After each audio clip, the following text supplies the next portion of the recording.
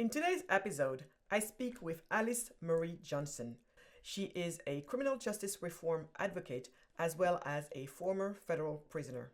Her story of resilience and beating all the odds, no matter how dire or desperate the circumstances look at times, it reminds us that we can never give up, ever, and that in the end, we will win. It's a wonderful story, very inspiring, especially in these times where so many are tempted to give into victimhood because let's face it, life is hard. Enjoy, and I look forward to your feedback. Criticized by creating. That's the motto we My abide beautiful by. sister, Alice Johnson, thank you so much for coming on today. It's such a pleasure for me. I've been looking forward to having you on. So thank you for coming. Well, my dear sister, my beloved sister, it is so good to see you in this year of 2024. So, thank you for having me on today. You're most welcome. Thanks again for coming. Well, where do I start? Maybe we just start with you telling your story because the story, as many people I think will discover it, and by the way, I think it's people, everybody has to read your book, Afterlife. It's one of the most inspiring books I've ever read. Through as I was reading it the first time, I was just, it just grips you and you read it in one sitting. It's just such a wonderful story. There's so much in there. All of life is in there. So I just wanted you to give us a high level version of what happened, what led to your imprisonment, and what was it like to be there, and most importantly, how your life has been since. So, if you don't mind walking us through, because I think it's just there's just a yeah, you just have to tell us, please. My, my God, there are so many different layers to my story. And I'll start at the beginning and I'll try to give you, as you say, a high level version of my Because they have to story read the because book. they Yeah, because have they to have to read read my the book. book for the They have details. to read the book, Afterlife, My Journey from Incarceration to Freedom. Truly is a memoir that is not about just about prison. It's really a story of hope, story of Mhm, survival, a story of mhm, faith, mhm, really a story of holding on in the midst of what seems to be the darkest time of my life. But I can truly say light came in and I was able to spread that light to others. I grew up in Mississippi doing Jim Crow. I was born in 1955 and I had an incredible family. Both my father and mother, we started off in life as sharecroppers, picked cotton, brought farm things in. My father worked on someone else's, as we call it, their place. There were nine of us in all, eight girls and one boy, and I'm almost smack in the middle. Not quite. I'm right behind the only boy, my only brother. But we were, I guess, what you call a very average family living during that times. Faith was very important in our life, and honestly, that's how we got through the hard times. When things mhm, got rough, we learned how singing a song could lift mhm, that burden off of us and make things a little bit lighter. From the mhm, time that I was able to walk good and could even pick anything up, I had a little bitty short cotton sack that they made and put on my shoulders for me to hit the fields and help pick cotton. And my family, my parents were very resourceful. My mother was a very good cook, and she would cook. In Mississippi during that time, if you lived on someone's place as a sharecropper, it meant that you don't really own anything. You bring their mhm, crops in, you do all of their labor. The white family whose place we were living on. You mhm, got everything. We got everything. They give you a credit. That's how we get groceries. And then at the end, whatever was left on after the cotton came in, that's the leftovers that we could get. That my parents would get to buy us a few clothes. My mother could sew. Um, but it always seemed, no matter how hard we worked, how much we brought in the fields from the fields, even our best year, when we thought that we were finally going to be able to leave that life. My father, he talked about Gary, Indiana, as though it was a promised land. He'd always say, because we had family that had gone, as we called it, up north to escape Jim Crow and to escape and look for a better life because they had factories that were coming up. But Mm. this particular year, we had a good harvest, and we just knew that we were going to be able to live our dream out and escape sharecropping. We were told at the end of one of the biggest harvests we had had that there was nothing left over. My mother realized then that they're trying to keep us here. They're trying to keep us in this state of poverty and sharecropping. So my mother used her skill of cooking, and she would go to the places where the man who owned the place, where he didn't know that she was secretly selling plates out of the trunk of her car and selling sandwiches and saving that money. And my parents Hmm. bought a 2 acre plot of land about 20 miles away from where we were living in Olive Branch, Mississippi. They bought a Yes. prefabricated, what was called a Jim Walter home. And at night, after my father had finished all of his chores, milking the cows, and we were all snugly in bed, my parents would slip away and they started putting the sheetrock up. My mother was hanging curtains. She was preparing for it. And it's sad to say, but it truly was an escape. I woke up one night in the middle of the night with a hand pressed over my mouth because I was always the noisy one, talked a lot. And so they didn't want me making any noise as they escaped that night. I didn't know that that would be the last night that Wow. we would be involved in sharecropping, and the last time I see that uh, little house that was made out of, it wasn't stucco, it was like a type of block brick. I can't even Mm. remember what it's called, but we lived there. A lot of us lived in that little small 3 room house. It was really small. And Yeah. we went to our new house. I didn't know where we were going, but our cousins, it was like a scene from the movie Roots. Our cousins came. We had the truck loaded up with furniture and our belongings. Cousins was there and they had it completely dark so that no one would know we were leaving. And they pushed the car down the road. And when we got within earshot of the person whose place we lived on, it was some shouting and dancing and celebrating because we were gone. And we went Wow. to this. I can't even describe the feeling as a little girl. What it felt like pulling up to this house that had 3 bedrooms, an inside bathroom because I was only used to outside toilets, a Wow. dining room, a living room, a kitchen. It seemed like we were rich now, and Hmm. everything was so clean and fresh. And my parents, they knew that the way to escape poverty and to escape that lifestyle was through education. So education was very, very important in my family. My Mm. mother continued to cook, and she became very well known as a chef in our town. Later Wow. on, she will fulfill her dream of owning the first black sit down restaurant in town. It was called Wow. Sally's Kitchen. But I Wow. grew up going to church. Church was our life, Sunday school, church, and really big family gatherings. My sister could play piano, my nephews played instruments, everyone could sing. And on Sundays, Mhm. up on top of that hill we lived on, you would hear singing and people were attracted to our house. My mother would always cook more than enough. But when I was 14 years old, church had always been my life.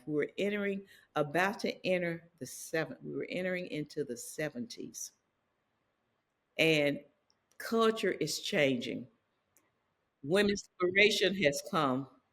James Brown is singing, "It's my thing. Do what It's your thing. Do what you want to do. You can't tell me nothing." So all of my friends, they were in a different mode. It was see-through blouses, mini skirts were coming. And one day I left the church. I left organized church. I still love the Lord, but I was seeing some things and I stood up doing revival and I said, "There's more to God than this." And I Hmm. turned my back on the church and went outside. The whole church was silent. Of course, you can imagine my mother went out and drug me right back into that to the church and told me I better sit down. But in my heart, I'd already left the church. And when I did and walked into the world, I walked into something I wasn't quite ready for because I was still, pretty. I'm going to say we were pretty sheltered kids. And the first guy that I dated, they let me date honestly too young because I was so mature, taking care of the house, and when my mother had to go to work, because by this time my oldest two siblings are in college. They've already gone away. I mean, the ones who are Hmm. still at home. I have two siblings who've gotten married now, and the oldest two are in college. And we Hmm. worked to make sure that they had what they needed on campus. And so I'm pregnant. I don't want to tell my family. I got pregnant. The first guy. I'd call him my high school sweetheart, but I don't know if I could call him too much of a sweetheart.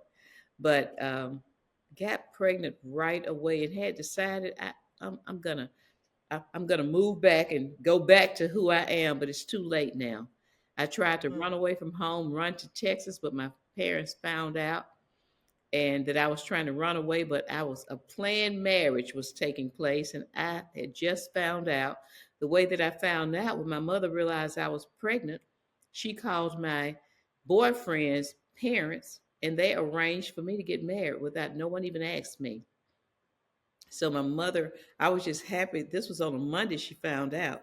I was just happy my mother was speaking to me that Wednesday because she had stopped speaking. She hands me a bunch of invitations and a list and tell me just fill these out. And finally, curiosity got the best of me. And when I opened up the invitation, I saw my name in there and that I was about to be married that Saturday. So I tried to run away from home, Hmm. but I was caught. And that Saturday, I was married. And coming from a household and from a family of women and men who stayed together, there was never talk of divorce. You're married and you have your kids and you stay in that and you make the best of it.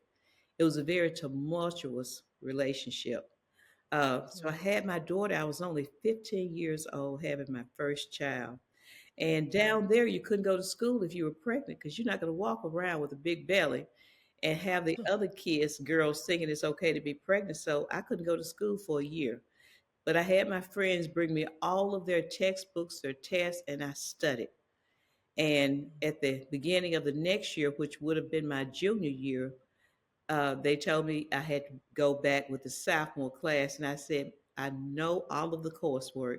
They didn't believe me. And I only tell you this because that part of resilience and not taking no and not giving up became the fabric of who I am, would be who I would be, the things I learned and the things that I would have to be able to do later in life.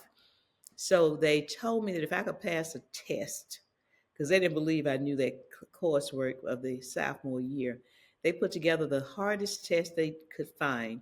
They had teachers from another school district, and I made 98. And so they let me go on through, and I graduated on time. In fact, graduated just a little bit before my 18th birthday. I knew that Hmm. I was not going to be able to go to college. So my last year of high school, because my husband was very jealous. He was jealous because he was doing some things, not because Hmm. I was doing anything, but he was jealous because he knew what he was doing. And Hmm. I took typing classes, and I could type really fast, and that would serve me well, my God, because it would open up doors for me to get secretarial jobs and I'd advance. But in the middle Hmm. of all of uh, this bad marriage, in between, I was still going, trying to take college classes. Some of the students were so impressed that by then I have two little kids, and I would just take them with me, and they would go and watch my kids for me to slip and take college classes. Because education, I knew was the key. Every job that I got, I would excel. During the course of our marriage, it was, I think, almost every year we were breaking up. My husband had a couple of kids by a couple of other women, and I Wow. still stayed in there with him because divorce was just not optional in my family. You tried to stay there and make the best of it. But when I could take no more, I left him for the last time, and Mm. I started making a life for myself. I moved to Memphis, uh, and that's why I ended up raising my children. Uh, they graduated from Memphis schools. I would always get jobs and use my secretarial skills and promote quickly. One of those jobs was with Federal Express, it's now called FedEx.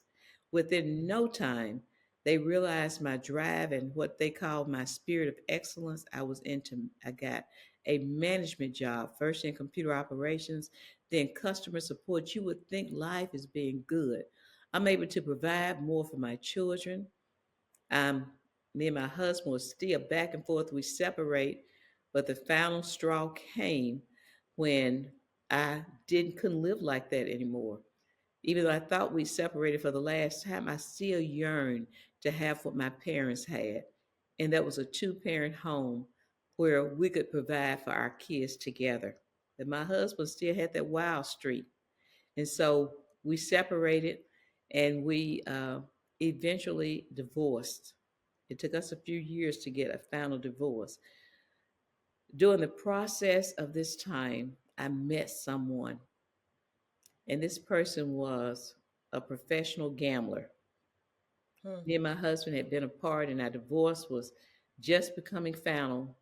And even though the marriage was bad, it still threw me into I'm going to say a depression, because that's all I'd ever known was being married. I'd been married all of my life, over half of my life by then. Mm. I started gambling. I picked up that gambling too because it was fun. All of a sudden, I'm seeing lights and machines going off, and it's exciting, a life I'd never seen before. I started getting in trouble financially because I picked up a gambling addiction, Magatte. Mm. And I ended up losing my job over loaning him some money that I couldn't pay back from a trip that I had to turn my expense report in. I'm recently divorced. I'm divorced, not recently. At that time, I'm divorced. My head is spinning. My life is spinning out of control. I don't know what to do. Mm. I'm about to lose my house that I'm buying. I'm having to file for bankruptcy. It was a very crazy time.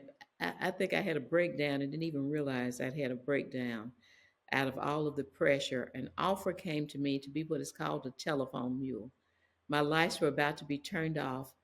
I told my ex boyfriend, now, of course, we have no dealings, but I told my boyfriend at the time that this offer had came to me. They asked me if I knew anyone that was involved with. I'm like, why would they ask me that? He said, what did you tell them? I said, I told them no. He said, why did you say that? Get back in touch with him. I said, you know someone? He said, yeah, you're looking at him. Whoa. And that began the end. The first time I got $1,000, that my job was, if they called and say I'm in town, just call and give a number. They don't know me, I don't know them, and I didn't profit the drug deals or sell drugs. I'm literally what you call a telephone operator. It's not street level. They're calling. I decide to walk away from this. I know I'm wrong. And then my son, tragedy hits. My youngest son is killed in a scooter accident. His 14-year-old brother is driving the scooter, and Mm. another 16-year-old young man hit them. There was no stop sign on the other side. I have no insurance. I can't even bury my son. I don't know what I'm going to do. And I'm back on this roller coaster. I'm answering the Mm. phone, and I'm saying that this is a number you can call. And I'm really ashamed of what I'm doing. And it's time to step away from everything. However, one of the men got caught. And when he got caught, he had my phone number in his Okay. pocket. And so that tied me with him. No one, as you say, in the streets knew me because I was the perfect one because I'm not a drug dealer. I don't use drugs. I'm not with those crowds. So I'm the Yeah. perfect person to be passing in to be their telephone mule while they're getting a Mm. lion's share and they're barely giving me anything. I decided to go to trial. My lawyer said, go to trial. You have no money, you have no drugs, you're not living a lavish life. I had a little Mazda that wasn't paid for. My house was, I'm buying a house, it's only $99,000. So you know that's not a mansion. The people who got caught, they're getting houses seized, money seized, cars seized. I don't even have $500 in the bank. My family get together to pay a lawyer for me, and he said, don't plead guilty. They offered me 3 years. He said, go to trial because you're not a drug dealer. By the time they finished testifying on me, my God, I was a queen pin. I was their boss. I didn't even know these people. They couldn't even identify me in the court. They identified my co-defendant as me. They didn't know where I lived. They said they'd been to my house bringing drugs. None of them even knew where I lived. So I didn't even know when I was found guilty of attempted possession because there were no drugs in my case. It was all testimony. I was Mm. convicted and found guilty of attempted possession of a much lower amount, a lower amount. The prosecutor put in my files that he estimate that it wasn't 100 attempted, 100 attempted. It was 2 to 3 thousand. I'm like, where did that number? Oh my God. How can you estimate from testimony? But the jury finds me guilty, so that's what I'm thinking I'm being sentenced to. So when I go to be sentenced, I'm thinking I'm going to get 3 to 5 years because that's what was offered, and I turned it down. Instead, I'm sentenced to life plus 25 years without the possibility of parole. I honestly thought that a mistake had been made. My family was crying. Nobody could believe what had taken place with me. It was bad enough when I was found guilty by an 11-person jury, and one juror was removed because he literally was hanging the jury. But to go back months later and to be sentenced to life as a first-time nonviolent offender, there's no violence in my case. I'd never committed a violent act in my life. I had no criminal record. And you're telling me that I'm only going to be set free as a corpse, that one day I will be brought out of prison in a body bag. Literally, these are the things that I'm being told, and I can't believe it. And my God, I went and prayed. When I left and I heard those steel doors slam on me, I fell on my knees and I said, Lord, if there's got to be some meaning in this, how could this happen? And I said, if you can use me in prison, I'm available. When something is this crazy and don't make sense, I thought that only those who had committed the most terrible crimes of killing and kidnapping and everything else would get a life sentence. My sentence was worse than Charles Manson because he could at least get parole. He wasn't sentenced without the possibility of parole. I got a worse sentence than the Boston bomber. I looked at all of these things, and here I am, never committed a crime in my life. And it's my telephone, a telephone call. And you say that I deserve to die in prison. There's got to be something wrong. When I get to prison, one of the first people who I met was a lady in this wheelchair. And I guess I looked pretty lost, my God. And she says, what's your name? And I said, Alice. She said, Alice, bloom where you're planted. God Mm. knows where you are. Something inside of me leaped.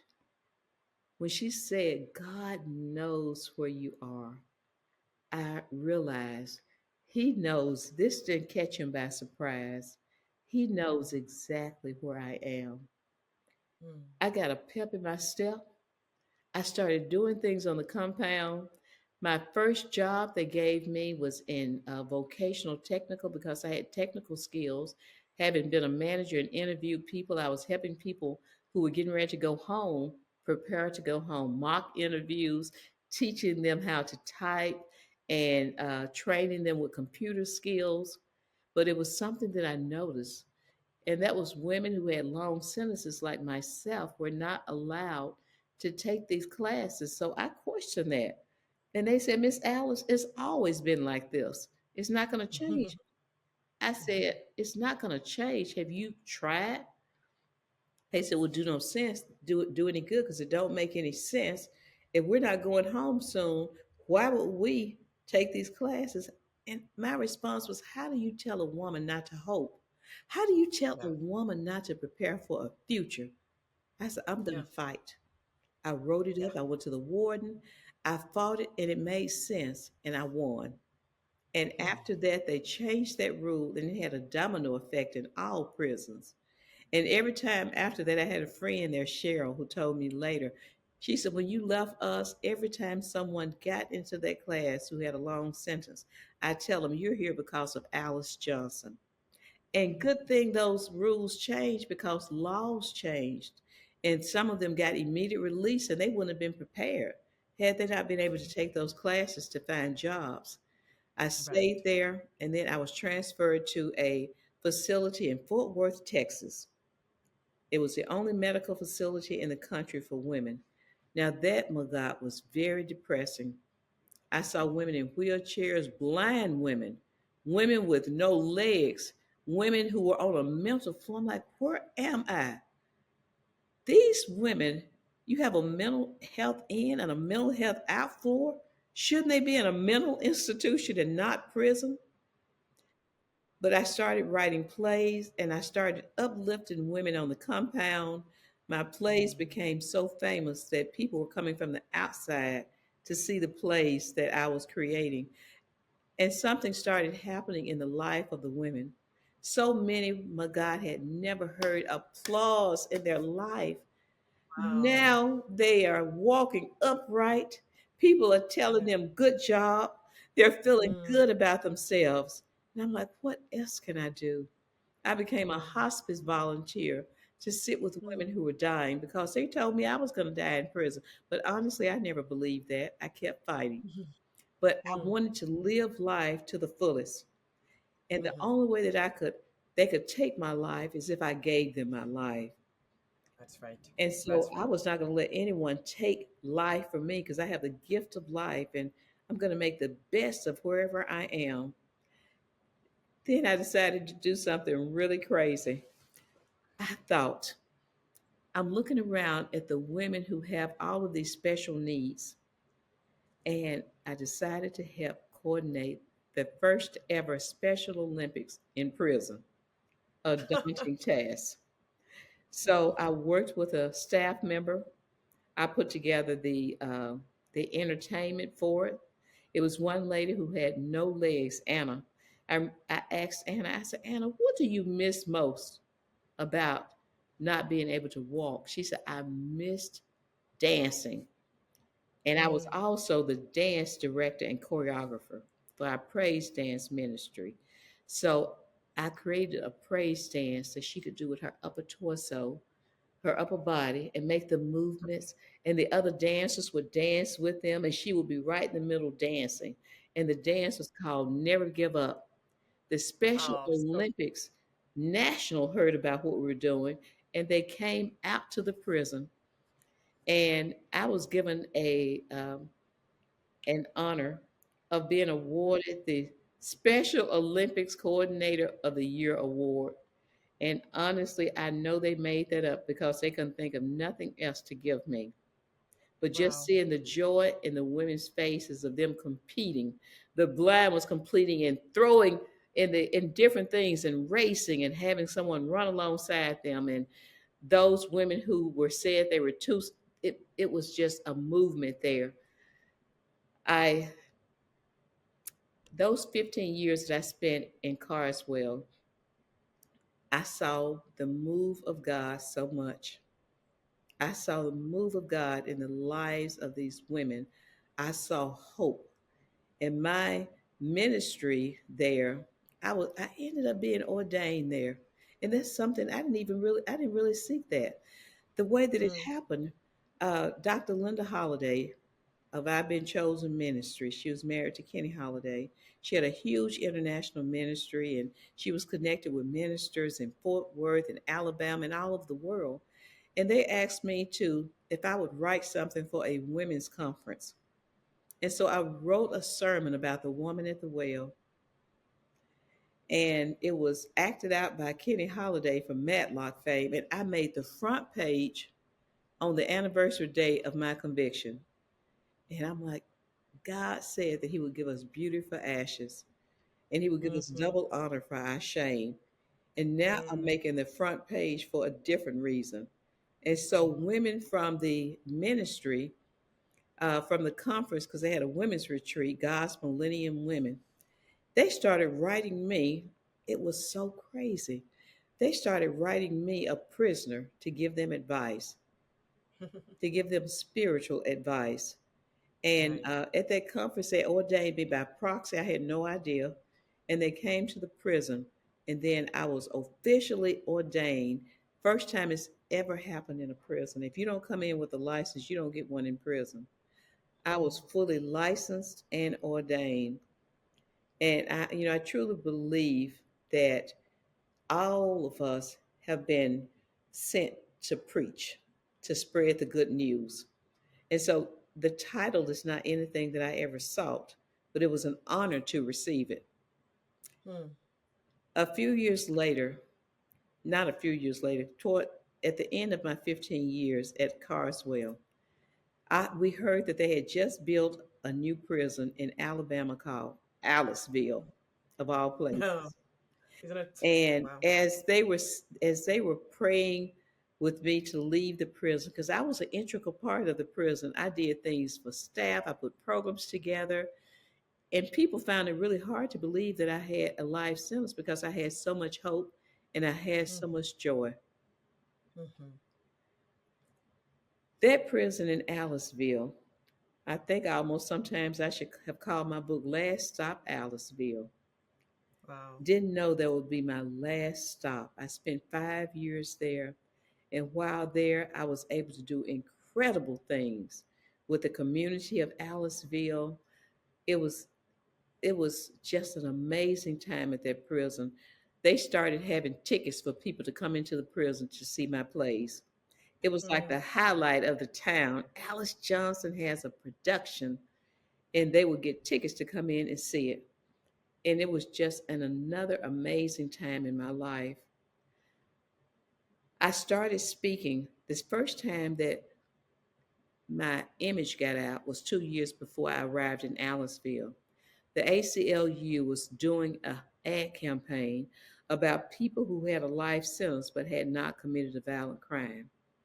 Mm-hmm. There was 4,000 of us, right at 4,000 of us in the federal system. And of those Mm-hmm. 4,000, I was selected to be in the ad campaign of all people.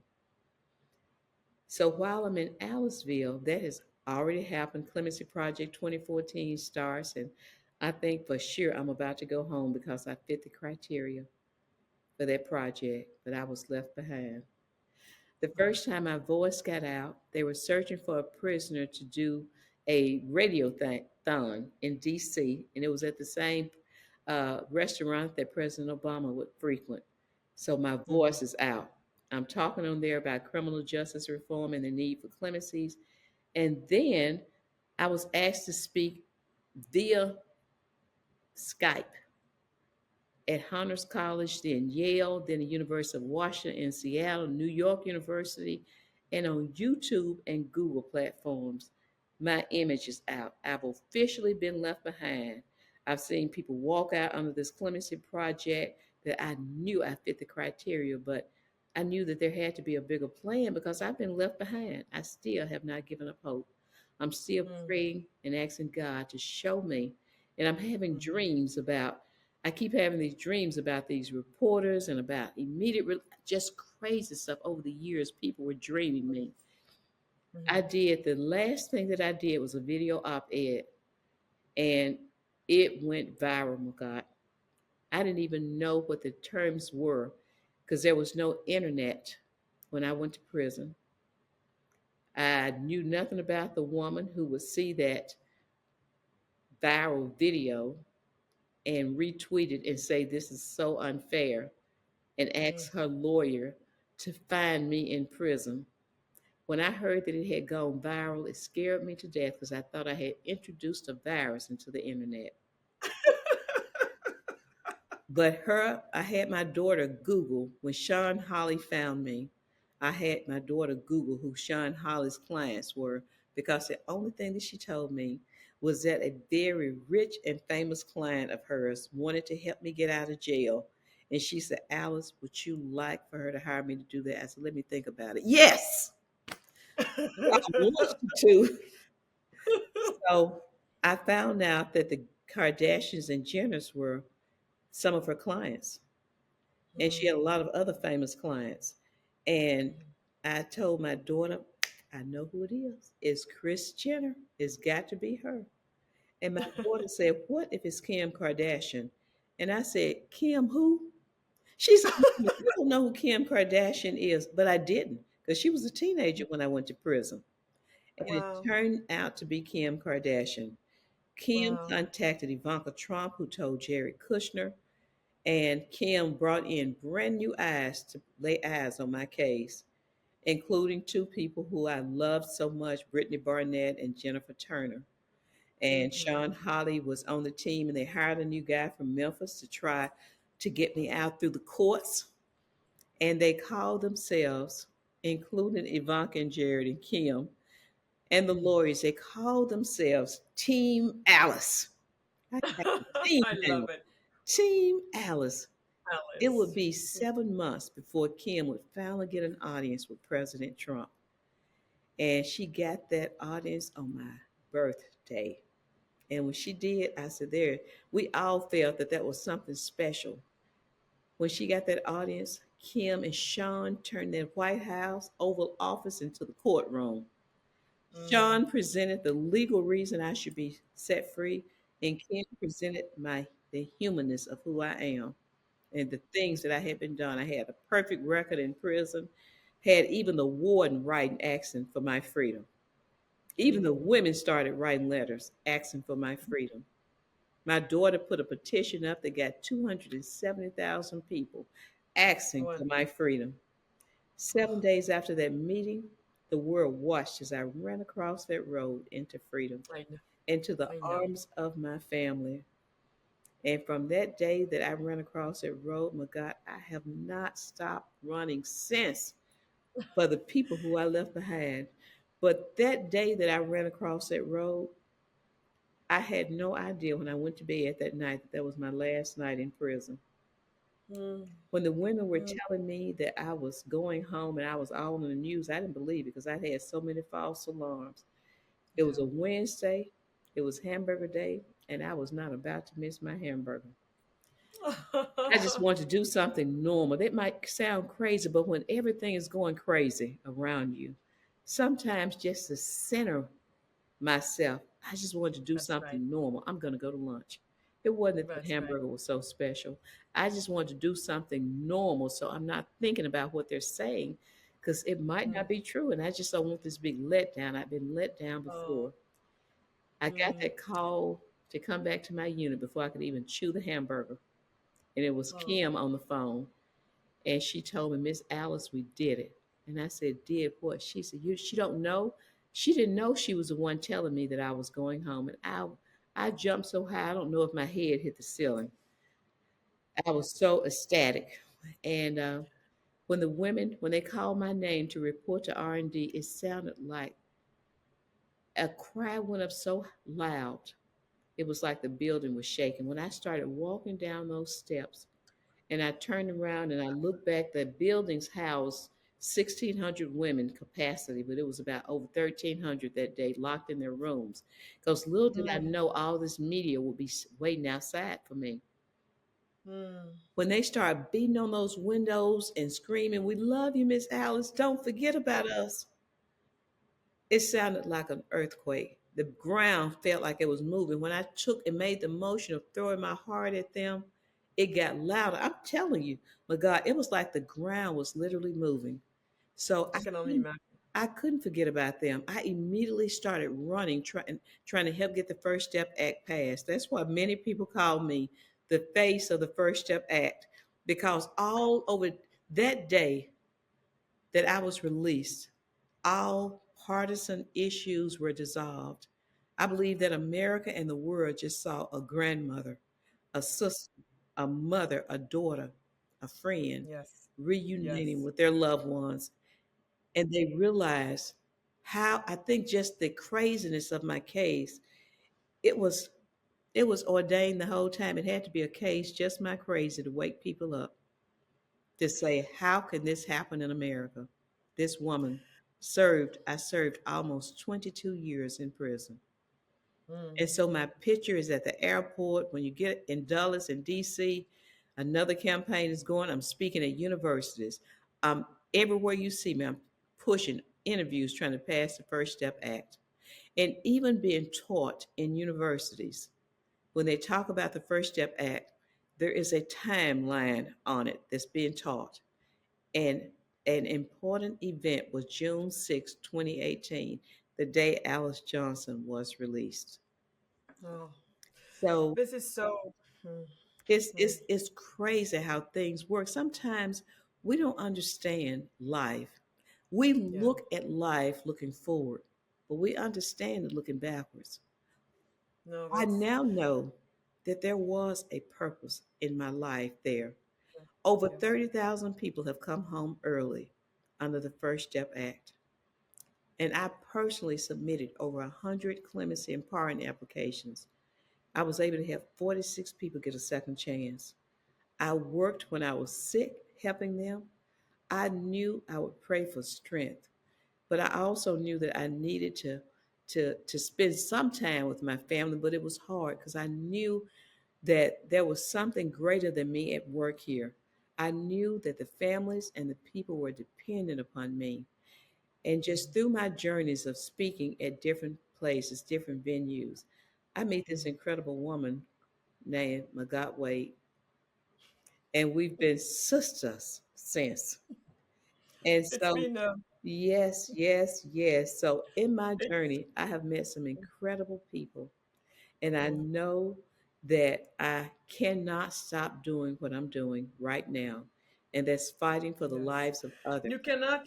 I You cannot. You can. Too many people. Too many people need can't, the work you're doing, Miss Alice. but it's even more than that now, Magat.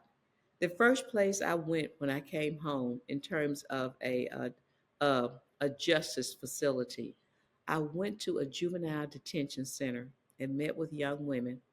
They were excited to me because they'd seen me on the Keeping Up with the Kardashians, so they were all in awe that I was there speaking. But I came to fulfill a promise to the mothers I left behind. I told them that I would never stop fighting for them, and that included their children. And so I saw the difference that I could make in their lives. And as I've been doing this work, I'm Hmm. launching a brand new initiative under my organization that I founded called Taking Action for Good, because I believe that everyone has the ability to take action for good. What's stopping you? So the acronyms are TAG, because it's like that childhood game we played, tag, you're it. You tag someone else to do what you're doing. But what we're doing now is, not only am I helping and doing the storytelling and helping people fight for their freedom, but I'm also going into communities and working with our youth under our new context informed prevention strategies. It's Hmm. called, the acronyms are SIPS. It's SIPS. It's Context Informed Prevention Strategies.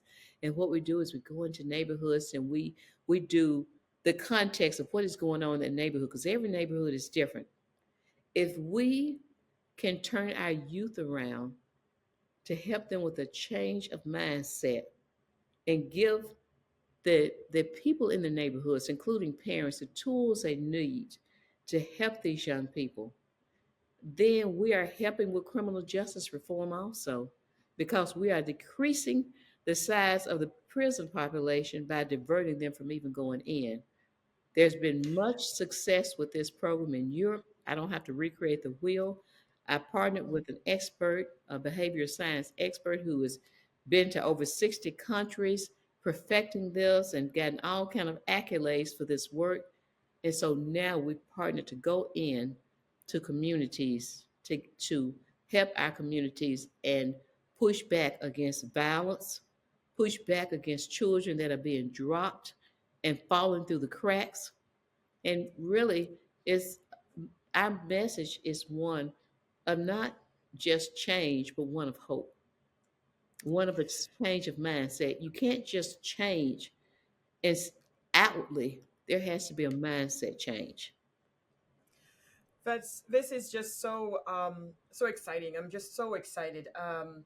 And so one question before we go into that into changing these communities. You talked for me. I when the first time I heard about your story, I was right there with you when I was sure that you were going to make it out because Obama was in office, and hopefully before he leaves, he will take you out. Given, like you said, you qualified to get out. And then my heart was crushed as I was listening to your story and I was reading it too. I was just besides myself. But to know that it's thanks to President Trump that you made it out. So, Miss Alice, I would like for you to, and because it's very much in the news right now. Yesterday, the Iowa primary. I'm sure you were watching the news because you know him. I would like for you to share with people what is it that you think people get right about Trump, and what do they get wrong about him in general that you've noticed? Well, the things I think they get right about Trump, President Trump, is that he really does love this country. And he's an extremely strong leader. The thing that they get wrong, and really you can talk to him, the thing that they get wrong about President Trump is the labels that they have put on him. I spoke at the RNC, at the Republican National Convention, I and remember that. I spoke and I just told the truth about the compassion that he had upon me when he heard about my case. He gave me this opportunity to help find people like myself who made Hmm. mistakes, who were good candidates for clemency, and Hmm. submit those to them. And he listened to me. I've gone before him and sat in that Oval Office and told him the stories of families that I've met and the stories of people who are incarcerated who have Hmm. served more than enough time. And he listened to me. Hmm. I saw President Trump and I saw his humaneness. And I think people get that wrong about him because he really is not your typical politician. Hmm. I don't tell people what you should do, but I do Hmm. tell them to keep your mind open and judge for yourself and not Hmm. allow others to direct what your thoughts are about Hmm. President Trump because I came to know him face to face, talked to him, he listened to me. In fact, my God, I've even been on Air Force One with him. And no cameras were rolling. It was not a publicity stunt. And I was able to get a lot of things accomplished working with President Trump. Um, that's good to hear this. And then the other thing is, what do you think that people get right about the Black American experience, and what is it that they get wrong That they get wrong about I'm sorry. about the Black American experience? Okay. Because when we're in a world right now, I feel like in America, the partisanship has gone too wild, the polarization, and so you have, depending on which faction you're part of, this is, you have a certain idea of what the Black American experience is, right? So it's not always the same. Like one side wants to almost act like, oh, what is your problem, you know things have moved on. So, and the other side is like, no, no, no. So what do you think people get right in general about the Black American experience, you who especially have gone from the sharecropper times to today being full-blown, independent Black American women in America? Yeah, what do you think people get right about the experience of being a black, having been a Black person in America? Not necessarily me as an immigrant, but you as an African, as a Black American. What do they get right about what the experience has been, and what do you find that they're just not getting? You know, the thing that they get wrong about us, I'm very proud to be a Black American, to be an African American. I'm very proud of that. I came from a line of of people who were not only survivors. We don't see ourselves as victims the way that people think that we see ourselves. It was the hard times that made us strong. Mhm. We've gone through a lot as a people in this nation. but we survived it. And the thing that I really don't like to hear is the teaching to our children that you can't do something because of your race, because of the color of your skin, and that special concessions even don't teach them this because they can't get it because they don't know it. I think it's a very, very wrong thing. It serves no purpose for us. It's an injustice to our intelligence to think that we can't do things like register to vote, that we don't know how to get ID. That's just absolutely insane. We need ID for everything that we do. If we get on a plane, we need ID. We're not victims, we're warriors. I love that. I love that.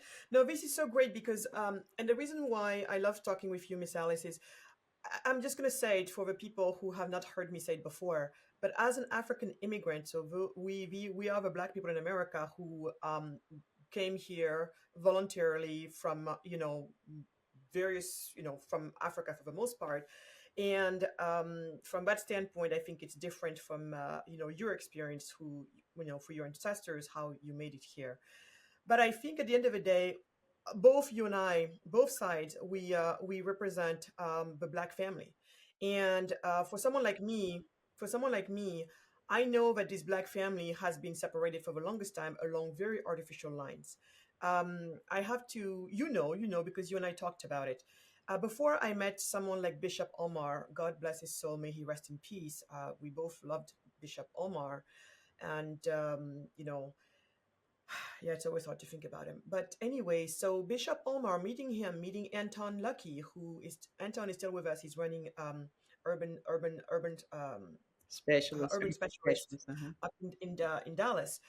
But until I met those guys, I really, as an African immigrant, I really never really want to have much to do with Black Americans.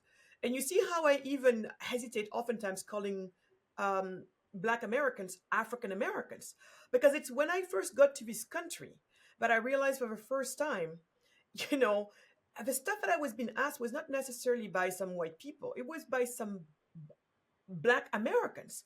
Go back to go back to climbing in the trees. Did you grow up with some lions? Or it was just the most ridiculous thing I've ever heard. And also, just feeling animosity. There was a lot of animosity that I could feel, and I didn't understand any of this until later. And I think it had to do with they. It's almost like if we come here and we succeed, instead of being happy for us, it's almost like we took something away from them. Like this division of thing. And to this day, I'm sure you know about it. The Ados, African descendants of slaves, they have a compartment, and now they also have. There's another one. The other day, somebody called me. Well, you're not a legacy Black in the U.S. I'm like, what does that mean? I'm not a legacy Black in the U.S. All of this nonsense that I'm seeing. But where I'm trying to go with this is, in the end, I realized that whether it's from the Black American experience or the African immigrant experience, we in a way have been told the same thing, Miss Alice, by the same group of people who claim to, while not being us, who claim to have our backs.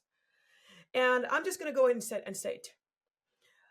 Many people on the right have never claimed to have a right to have our back. So at least it's honest. We're not pretending something that's not there. And by the way, I'm not saying it's all people on the right. I'm not trying to categorize that way, but to keep things simple, which is probably not what I should be doing, but anyway, you know what I mean. And then the people who claim to have our backs have traditionally been on the left.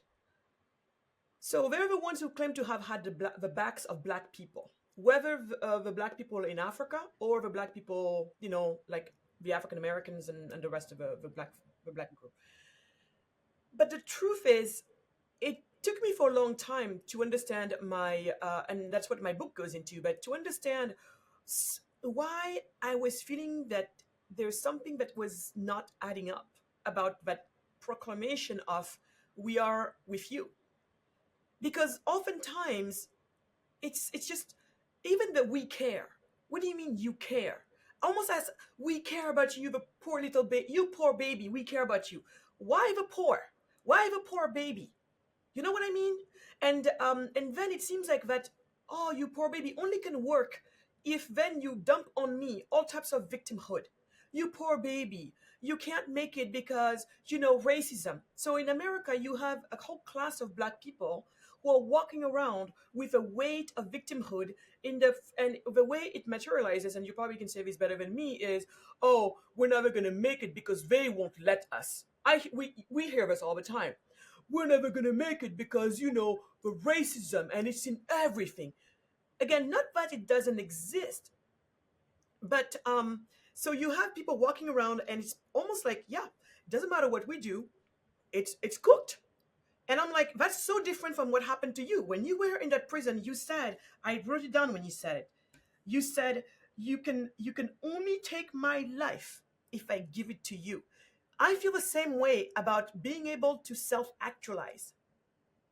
You can only, I will only, the only reason why I will not self actualize is if I allow myself not to self actualize. So for me to sit there and saying that some other human being who is no better than me is gonna have a say in where I get to or not in life, just because, I mean, it's so bizarre to me. And so anyway, so that's kind of what I wanted you to talk about, because Well, because we have this also in Africa. In Africa, we have it. The foreign aid, like they give us a foreign aid, they give us all the aid as well. And also, many of our my fellow Africans, that's what I'm fighting every day. They walk around thinking that we're never, the reason why we're poor is because colonialism has happened. So if we're poor because of something that happened in the past, then you might as well just tell us to go all be done with life, because thank you. that fact is never going to change. It was a It fact of happened. life that we were colonized. Magatte, So you're so so right. It yeah, happened.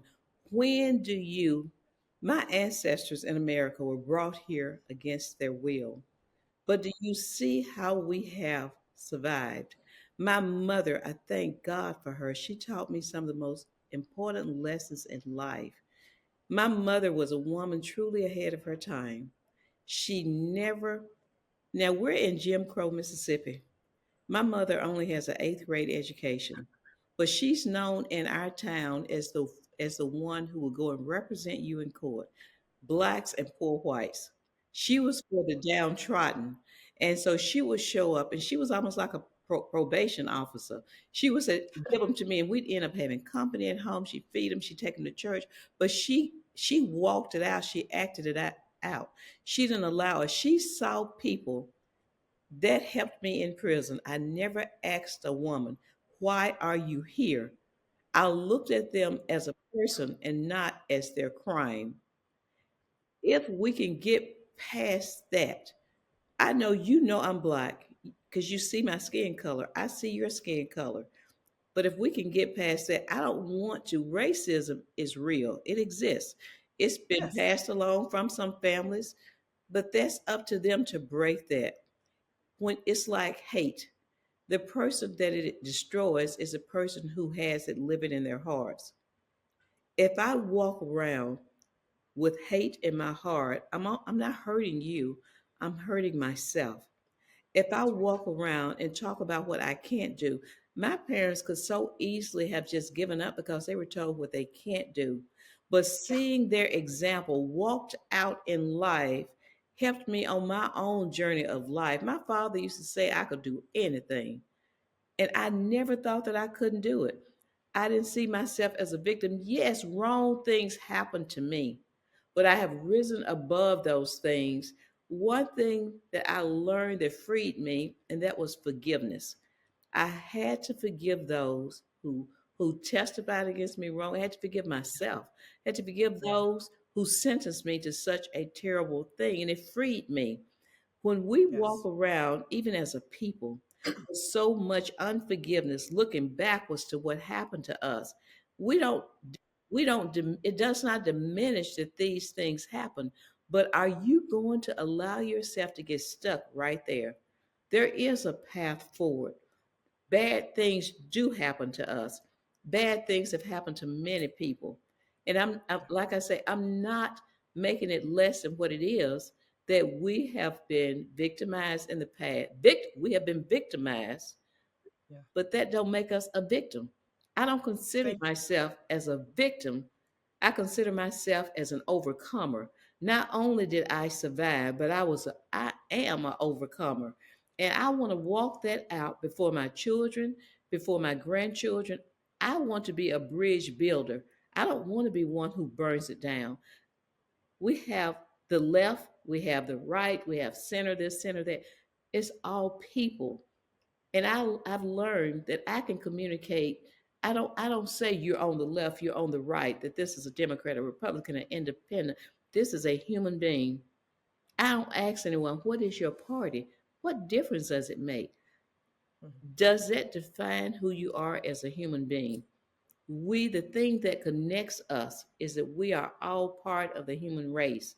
Until we can start looking at each other as people who have value, we're not going to go anywhere. We're going to continue to say, "Oh, that's a Republican. That's a MAGA group. That's that left. That's the woke folks." When we Mhm. start putting labels on people, the labels are meant to divide us, not to That's correct. unite us. That's correct. So for me, even in my meeting President Trump, I met him as a man. I honored his position, but I looked him square in his eyes. I didn't grovel. I didn't look down. I looked at him as a man, as a human being. I treated Mhm. him with the ultimate respect, and he treated me with the ultimate respect. Maybe some don't want to hear that, but it's the truth. It is the absolute truth. So my life journey, I'm still on this journey, and for me, I hope that I will be a living testimony of what can happen when you not only believe, because it took more than just believing, it took me taking steps. It took That's it. walking it out. It took walking it That's out, just saying what I believe and who I am.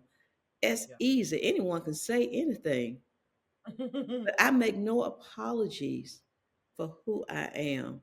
I can't change my past. All I can do is continue to walk it out and try to impact my community, my family, this nation, this world for what I hope is good. And this is not just words that I'm saying. This is part You've of been living my it. purpose in life. I'm living this out, my God. Yes. I'm living it. Yes. Yes. No, you're living it, and I am one of the countless witnesses of that. Absolutely. And then this takes me, Miss Ellis, to something you brought up earlier, and it's going to take us back to the work of tag. But you know what I have loved the most about one of the things I loved the most about you, but I've loved the most about Bishop Omar and Ton and people like that. And I'm finding that actually it's a majority, it seems to me, of at least Black people in America who seem feel this way.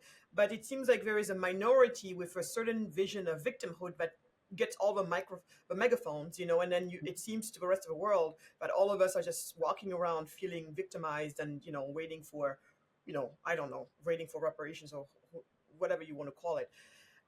So what I love the most about you guys is this, because while we recognize that definitely racism is a fact, um, we're also saying, the blacks that we are also saying, yeah, racism definitely is out there, and we should do something about it. And in your case, you're working on criminal justice reform. So that's your actions there, and many other actions when it comes to fighting the systemic nature of it. So you're there working super hard. But at the same time, you're also saying, but hey, let us not get off easy by claiming it's 100% of a problem is because of racism, and if only that gets fixed, everything else is going to go.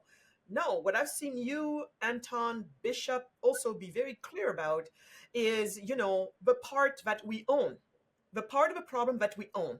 There's the external part, which is racism, and how it's built into the court system and all of that stuff, and you're fighting it, and you have had great gains. New laws were passed, less people are going to suffer from, and you guys have only began. So that's going. But at the same time, you're also saying, and with that, we also need to look within. We also need to look at ourselves as Black people. Yes. What is it that we're not doing for ourselves that we should be doing? Mm-hmm. You're not giving us a free pass. Mm-mm. You're saying what's going on in our schools. Why is it that most of our young men are not graduating? Why is it that we have all of these baby mamas and where are the men? You guys are talking about all of these issues because you know that even if tomorrow we lived in in a completely non-racist, let's say we woke up, magic wand showed up and everybody's heart is pure from one day to another, no more racism is gone, gone. It's we look at it and we laugh, it's like, oh my god, we really had that back then. Let's say it's gone.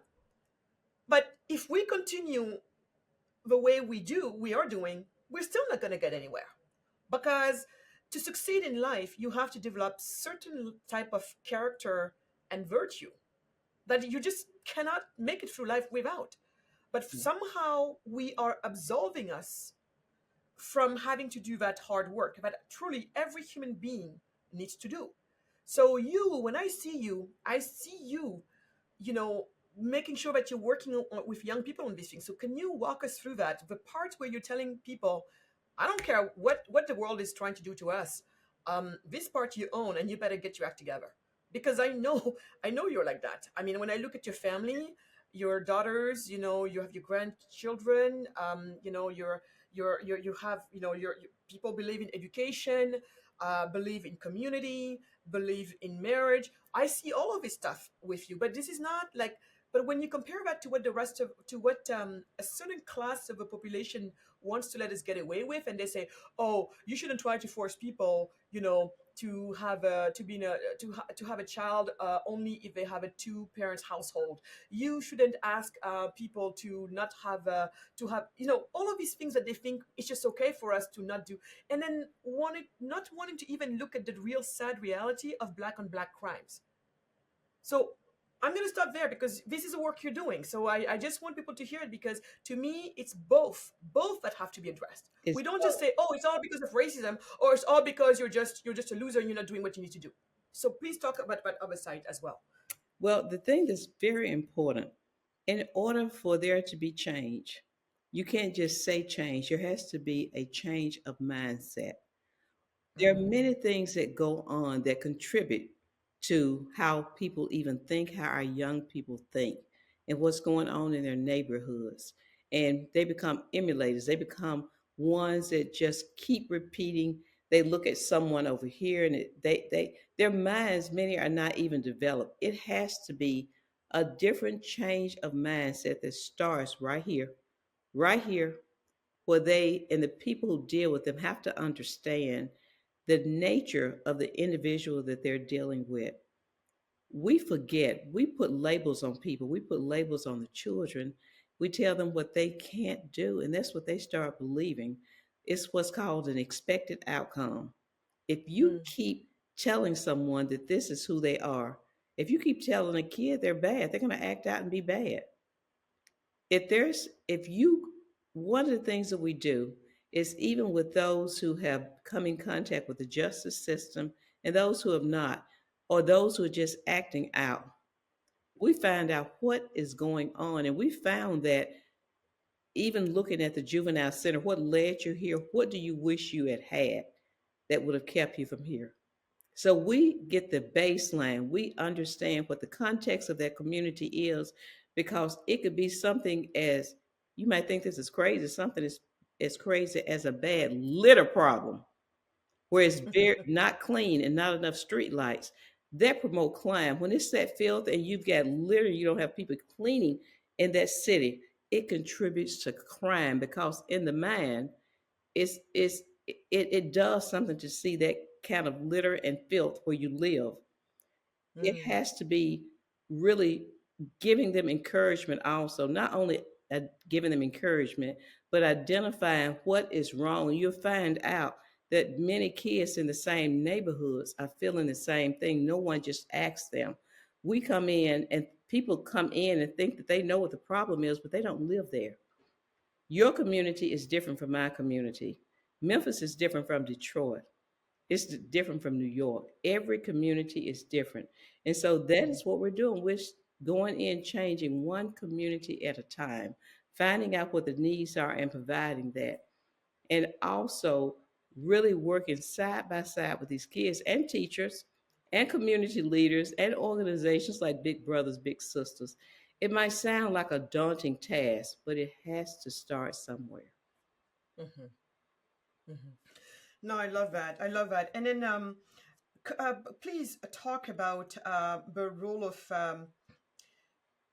the role of faith and how you're seeing faith being treated in the U.S. Because it was interesting for me to hear you say you came from a very religious family. At some point, you walked away from faith, and it's funny that when you did, that's when you started. Funny, that's what when you did. That's when you started finding yourself into very wild territories, and eventually, it seems like you found your way back to it. So, what's the role that faith has played in your life, and are you happy with how you're seeing faith being treated in America today? And it doesn't have to be a specific faith. You know, it's just the I concept of know what you faith. I know what you're saying. I think that we're starting to lose the very fabric of who we are in this country. Our nation was built on faith. Hmm. Even our laws, from looking in the Word of God, the 12 justices, 12 jurors, all the Yours. things that you see as a model of faith. I'm so thankful, my God, that I was raised in a household that gave me a foundation of faith. That even though I Hmm. walked away from it, I already had that foundation of faith. That is a big Hmm. thing that is missing in America Hmm. now, where they want to make, if you proclaim your faith, it's almost something that you're an extremist because Yeah. you are a person of faith. That Yeah. used to be something that people were proud of, to say that they were a person of faith. Look at how that's working out for our kids. When you tell them, because they feel like they don't belong to anything, where did I come from? Is there any meaning? They have no conscience. Even with, if you don't teach your kids, if you don't grow them up in faith, you're going to find out that they have no anchor in life to hold on to. The moral fabric of our country is starting to decay because of faith. Faith has played a very big role in the Black community. Our church used to be so important. Hmm. Now it's more than just a building. It's really giving them hope and knowing that it's something bigger than themselves. And I don't Yeah. just it's this is not something that I just say. I'm a strong believer, and I'm not ashamed of being a believer. And people are now calling us who are believers extremists or intolerant. And my whole faith is built on love. Love God and love your neighbor as yourself.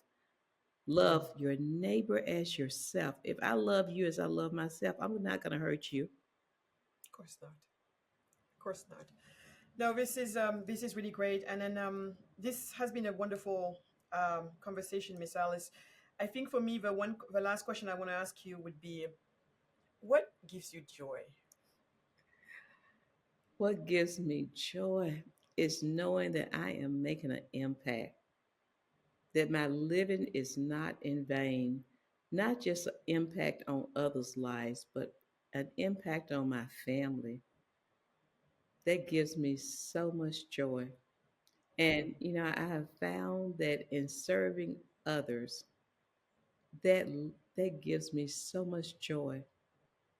mm, And really, that helped me so much when I was in prison. Prison didn't take my joy. I realized that no matter where I am, I can still have joy. And as I said, I didn't allow anyone to take my life. I have the gift of life. I'm still breathing. And no matter what happened today, tomorrow is going to come, and I'll have another chance at life again. I've been able to survive some of the darkest times that a person could be in. Prison is supposed to be a very dark, dark place, but I had joy in prison. mm. That's wonderful. And for many of our young Africans who are going to be listening to this, because I have a strong African, my audience, a lot of people are Africans. For so many of them, being somewhere on the continent, having their share of challenges, I hope they're hearing you properly when you're saying, no matter how today is going, remember that a new day is coming tomorrow, and we can always, start over. So I'm hearing that message of hope loud and clear, and I hope everybody else is hearing it. Miss Alice, is there anything that we have not talked about that you wanted to bring up or you wanted to say? For the young Africans who are listening in other places, I've always had so much admiration for the proud heritage. I've wanted to experience what you've experienced. I know many want to come to America. I want to go to Africa. I love We'll take you. I love the proud stance, the shoulders, and the proudness of that heritage. And it makes me proud to know that that is part of who I am. We're connected, my God. We We're are. connected. We are. And I know that now. yes, for sure, we are very much connected. And I mean, for all of my other sisters and brothers around the world, we are connected, not just by our skin color either, but by our very humanity. That's wonderful. We are all connected by our very humanity. There's no other way we could part this. Miss Alice, thank you so much. Every time I listen to you, it makes me wanna make peace again with the world, like you said, with literally with everybody. Um, so the hope that lives in you is just amazing, and it just radiates. So thank you so much. Well, thank you, my beloved sisters. So wonderful seeing you again. This is Mm. a true blessing to start my new year off.